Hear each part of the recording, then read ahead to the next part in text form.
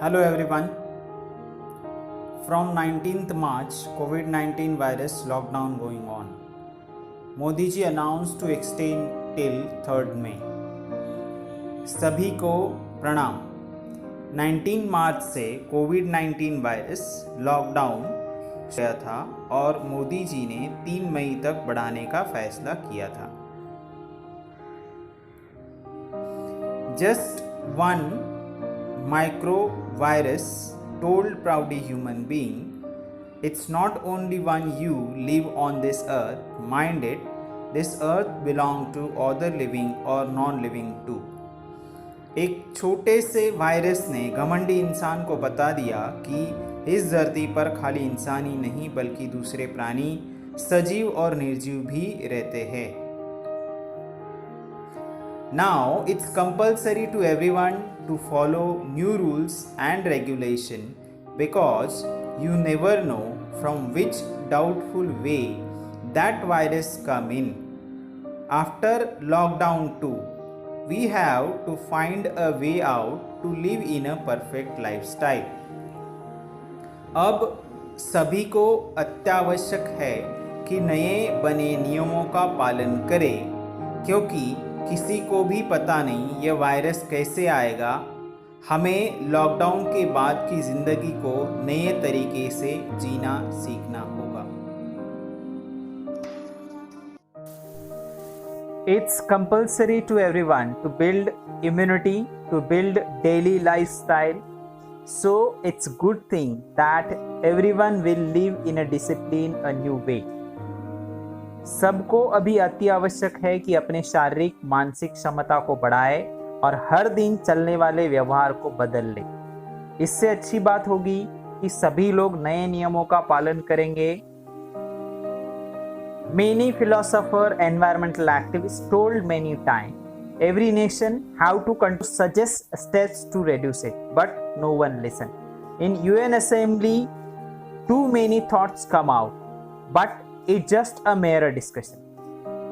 अनेक तत्ववेत्ता, वैज्ञानिक तथा पर्यावरणवादी लोगों ने बहुत बार बताया कि हर देश को प्रदूषण को नियंत्रण में लाना चाहिए। कैसे लाना है यह भी बताया, लेकिन किसी ने भी नहीं सुना। यूनाइटेड नेशन में बहुत बार विचार हुआ, लेकिन खाली चर्चा तक सीमित रह गया। Not a single nation take it very seriously. COVID-19 virus impact on environmental well and some good natural changes appears day by day. किसी भी देश ने प्रदूषण की बात को महत्व नहीं दिया और ज़्यादा जरूरी नहीं समझा। कोविड-19 का पर्यावरण के ऊपर कुछ अच्छा असर हो रहा है। धीरे धीरे अच्छे प्राकृतिक बदलाव हर दिन देखने को मिल रहे हैं। I am self-employed teacher, educator, guider. From last 18 years, I am working with the many students and teachers. I explain many concepts of maths and science individually and in a science. मैं खुद एक स्वयं नियोजित अध्यापक हूँ, शिक्षा विशेषज्ञ हूँ। करीब 18 साल से बहुत सारे विद्यार्थियों अध्यापकों के साथ काम कर चुका हूँ। मैंने गणित तथा विज्ञान की अनेक संकल्पनाएं समझाई है। But now I have to change my way. So here I have to start online teaching for all students. लेकिन अब मुझे मेरा पढ़ाने का तरीका बदलना होगा, इसलिए मैंने सभी विद्यार्थियों के लिए ऑनलाइन टीचिंग शुरू कर दी है। लॉकडाउन 25 मार्च से 14 अप्रैल तक 21 डेज चला। लॉकडाउन 2 15 अप्रैल से 3 मई तक 19 डेज चला।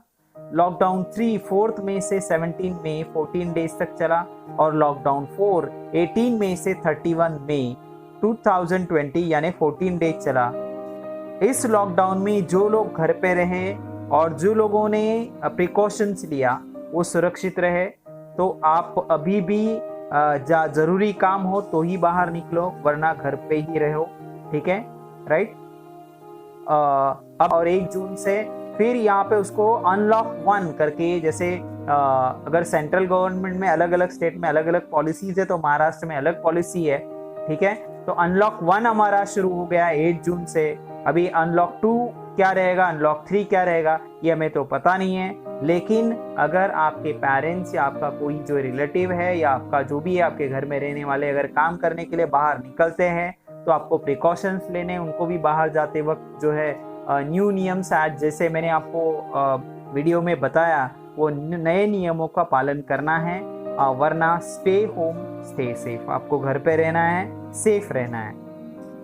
अभी मैंने क्या है कि ये जो कोविड-19 वायरस है उससे रिलेटेड कुछ जो है अफवाहें है, कुछ गलत फहमियां है, कुछ कंफ्यूजन्स है, उसको क्लियर करने के लिए अगर आपको कुछ कंफ्यूजन है किस चीज़ के ऊपर, कितना वायरस कौन से टाइम पे जिंदा रहता है, क्या रहता है, तो यहाँ पे उसके लिए मिथ बस्टर्स जो है वर्ल्ड हेल्थ ऑर्गेनाइजेशन का वेबसाइट है, वहाँ पे जाओगे तो आपको सारे जो है डिटेल्स आपको पता चल जाएगी, झूठी बातें जो है वो कैसे फैलाई जाती है। तो उसके लिए मैंने यहाँ पे वेब की एक लिंक दी है, उसके ऊपर आप कॉपी करके उसको अगर वेबसाइट पे जाओगे, क्रोम पे डालोगे, गूगल पे डालोगे तो आपको सारे डिटेल्स पता चल जाएगी।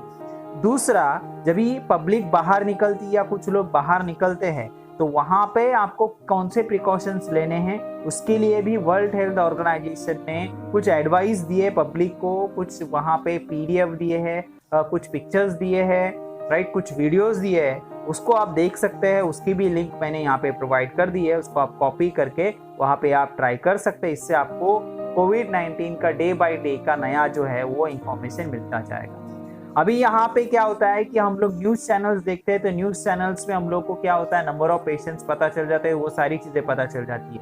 लेकिन न्यूज़ चैनल से बहुत सारी चीज़ों को वो अपने रेटिंग्स को बढ़ाने के लिए कि मैंने पहले बताया, इसके लिए वो जो है न्यूज़ बार बार एक चीज़ को जो है वो फोकस करते रहते हैं, जिससे निगेटिविटी क्रिएट होती है। अगर आपको निगेटिविटी नहीं चाहिए तो आप क्या कर सकते हैं, हमारा गवर्नमेंट का वेबसाइट है www.mohfwgov.in, वहाँ पे जाओगे तो आपको active cases, cured cases, death कितने हो गए, क्या हो गया, डिटेल में उसमें और आरोग्य सेतु ऐप भी यहाँ से आपको डाउनलोड होगा। आपके अलग अलग जो पीडीएफ्स है वो भी आपको हेल्पलाइन नंबर्स वगैरह सब डिटेल यहाँ पे दिए गए हैं, वहाँ से आपको लिंक मिलेगा और आरोग्य सेतु से भी आपको बहुत सारी इंफॉर्मेशन मिल जाएगी, राइट।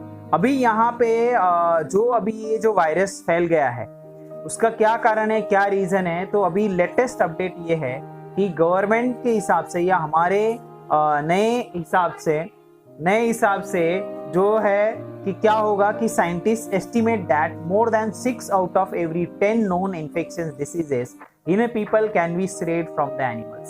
तो यहाँ पे मैंने एक वेब लिंक दी है https:/wiki zoonosis। क्या हो रहा है कि अभी क्या हो रहा है, हमारा पॉपुलेशन जो है वो लिमिट के बाहर, ह्यूमन बीइंग का पॉपुलेशन लिमिट के बाहर क्रॉस कर गया है। तो क्या होगा, इसके वजह से we are occupying the place of the different animals, अलग अलग एनिमल्स के जगह को हम लोग ऑक्यूपाई कर रहे हैं, तो हमारा एनिमल के साथ इंटरेक्शन बढ़ रहा है। तो जो भी वायरसेस है एनिमल्स के अंदर, जो भी वायरस डिसीजेस फैल रहे हैं, अगर 10 डिसीजेस इन्फेक्शियस डिसीजेस फैलते तो 6 डिसीजेस वायरस जो आते हैं, डिसीजेस से आते हैं, वो उसका रीजन एनिमल्स है और that is called as zoonosis. और इमर्जिंग नए कुछ डिसीजेस आएंगे, जिसमें से 4 अगर नए डिसीजेस रहेंगे तो उसमें से 3 जो डिसीजेस रहेंगे वो एनिमल से ही होंगे। और ये उसका रीजन है बिकॉज हमारा पॉपुलेशन जो है वो क्या हो गया है, लिमिट क्रॉस कर गया है। तो ये संभाल के रखना। अगर आपको ज़्यादा डिटेल में जानकारी चाहिए तो ये मैंने वेबसाइट दी है, वहाँ पे आप जानकारी दे सकते हैं। और ज़ूनोसिस करके यहाँ पे आपको जो है डिसीज स्प्रेड हो रहे हैं उससे रिलेटेड, तो ये कोरोना वायरस ये भी ये ज़ूनोसिस में ही से ही आता है। तो ऐसे बहुत सारे आपको जो है लिंक वहाँ पे पता चल जाएगा और डिटेल आपको पता चल जाएगा, राइट। तो इस तरह से अभी यहाँ पे एक वायरस मतलब क्या होता है, what is mean by virus. तो वायरस एक जो है एक माइक्रोस्कोपिक पैरासाइट है, ना वो एग्जैक्टली लिविंग है ना वो एग्जैक्टली नॉन लिविंग है। ये मैंने वीडियो में ऑलरेडी बता दिया है। It is a microscopic parasite, बहुत छोटा है, माइक्रोस्कोपिक है, that can infect living organisms and cause disease. वो लिविंग ऑर्गेनिजम्स को जो है वो क्या कर सकता है, इन्फेक्ट कर सकता है और डिसीज भी क्रिएट कर सकता है। It can make the copies of itself inside another organism cell. अगर वो क्या होता है हमारे लिविंग सेल के कांटेक्ट में आ जाता है तो वो क्या करता है, जैसे जेरोक्स करते हैं हम लोग वैसे उसके क्या होते हैं, कॉपीज क्रिएट हो जाते हैं। एक वायरस से दूसरा वायरस इस तरह से कॉपी क्रिएट करता है। और virus consist of nucleic acid, उसके अंदर जो है न्यूक्लिक एसिड होता है। ये वायरस जो होता है उसकी पूरी तरह से सेल नहीं होता है, तो उसमें न्यूक्लिक एसिड होता है जो न्यूक्लियस में होता है हर सेल के, ठीक है। और वो जो न्यूक्लिक एसिड है और उसका प्रोटीन कोट होता है। प्रोटीन जो है, प्रोटीन एक अमीनो एसिड का नाइट्रोजन से बना हुआ एक लेयर होता है और वो उसके ऊपर है। Usually the nucleic acid is RNA. Normally nucleic acid क्या होता है, आरएनए होता है और डीएनए भी होता है। तो आरएनए यानी राइबोन्यूक्लिक एसिड एंड डीएनए यानी डीऑक्सी राइबोन्यूक्लिक एसिड। जनरली अभी ये जो हमारा वायरस है कोविड-19 उसमें राइबोन्यूक्लिक एसिड है, डीएनए नहीं है। और ये आरएनए जो है जब ये क्या हो जाता है, अगर उसका प्रोटीन का कोट जो है अगर टूट गया तो फिर ये आरएनए है जो है डायरेक्ट इन्फेक्ट नहीं कर सकता।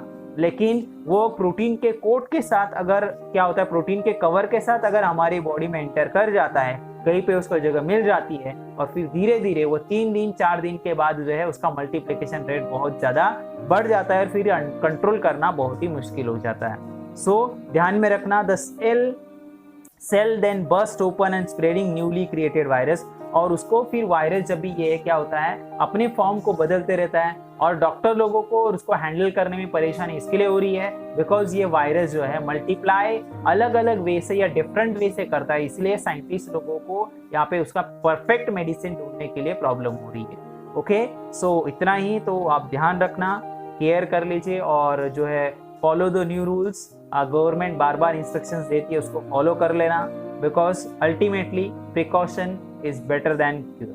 Thank you.